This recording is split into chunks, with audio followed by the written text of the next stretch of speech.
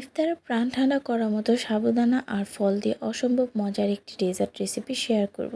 তো hello everyone, আসসালামু আলাইকুম, welcome to my new video. তো সাবুদানার ডেজার্টটি তৈরি করার জন্য প্রথমে আমি গরম পানির মধ্যে 1 কাপ সাবুদানা দিয়ে দিলাম। সাবুদানাগুলোকে আগে ভালো করে সিদ্ধ করে নিতে হবে। সাবুদানাগুলো সিদ্ধ হয়ে গেলে এরকম একটি ছাঁকনির সাহায্যে ছেঁকে সাবুদানাগুলোকে আলাদা করে নিতে হবে। আর এই গরম সাবুদানাগুলোর মধ্যে ঠান্ডা পানি দিতে হবে যাতে ওভারকুক না হয়ে যায়, এতে করে সাবুদানাগুলো একদম পারফেক্ট থাকবে। এরপর সাবুদানার ডেজার্টটি তৈরি করার জন্য এখানে আমি দুধ বসিয়ে দিয়েছিলাম। দুধ বলক চলে আসলে এর মধ্যে দিয়ে দেবো 1 কাপ চিনি। চিনিটা আপনাদের পরিমাণ অনুযায়ী কম বেশি করে দিতে পারবেন।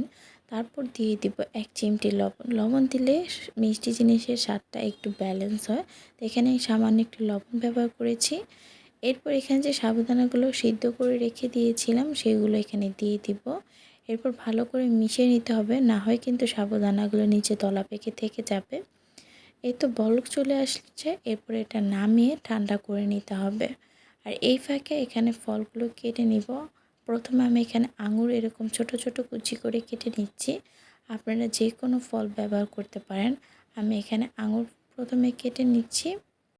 এরপর এখানে আনারও কেটে নিচ্ছি। আর আনারটা কাটার একটা সহজ উপায় আজকে আপনাদের সাথে শেয়ার করলাম। এভাবে আনার কাটলে কিন্তু খুব সহজে আনার কাটা যায়। তো দেখতেই পেলেন কত সহজে আনারটা কাটা হয়ে গিয়েছে। এরপর এখানে আমি আনারও ছাড়িয়ে নিচ্ছি। এরপর নিয়ে নিলাম খেজুর। খেজুর দিলে কিন্তু ডেজার্টটা খেতে আরও বেশি মজা লাগে, তো এখানে অবশ্যই খেজুর দেওয়ার ট্রাই করবেন। এরপর আমি এখানে দিয়ে দিব আপেল। এখানে পুরো একটা আপেলে আমি ব্যবহার করেছি। আর আপেলগুলোকে প্রথম লম্বা করে কেটে তারপরে কিন্তু কুচি করে কেটে নিচ্ছি। আপনারা আপনাদের মন মতো যে কোনো সাইজে কেটে নিতে পারবেন, এটা কোনো ম্যাটার না যে একই সাইজে করে কেটে নিতে হবে। তো আপেল কাটা হয়ে যাওয়ার পর এখানে আমি দিয়ে দিলাম কলা। কলা দিলেও কিন্তু ডেজার্টটা খেতে খুবই মজা লাগে, কারণ কলাটা একটু মিষ্টি মিষ্টি থাকে, তো যখন মুখে পড়ে তখন অনেক ভালো লাগে। এই তো এখানে আমার সবগুলো ফল আর খেজুর কাটা হয়ে গিয়েছে। আপনারা দেখতে পাচ্ছেন প্লেটটা কত সুন্দর দেখা যাচ্ছে। তো আপনারা যে কোনো ফল ইচ্ছা করলে এখানে ব্যবহার করতে পারবেন। এখন সব ফলগুলোকে সাবুদানা দুধের মিশ্রণের মধ্যে দিয়ে দিব। অবশ্যই সাবুদানা দুধের মিশ্রণটা ঠান্ডা হলে এরপরই ফলগুলো দিবেন, না হয় কিন্তু ফলগুলো একদম সিদ্ধ হয়ে যাবে আর খেতে কিন্তু একদমই ভালো লাগবে না। সব কিছু একসাথে ভালো করে মিশিয়ে নিতে হবে। এরপর কিন্তু আপনারা ফ্রিজে রেখে 1-1.5 ঘন্টা ঠান্ডা করে নিতে পারেন, তাহলে খেতে কিন্তু খুবই ভালো লাগবে।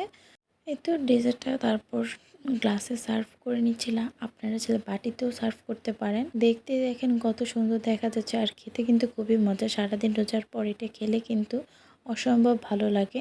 আমি তো রোজা খুলে প্রথমেই এটা খেয়েছিলাম। আমার তো খুবই টেস্টি লেগেছে। তো আশা করি আজকে ভিডিওটি ভালো লেগেছে। দেখা হবে নতুন ভিডিওতে।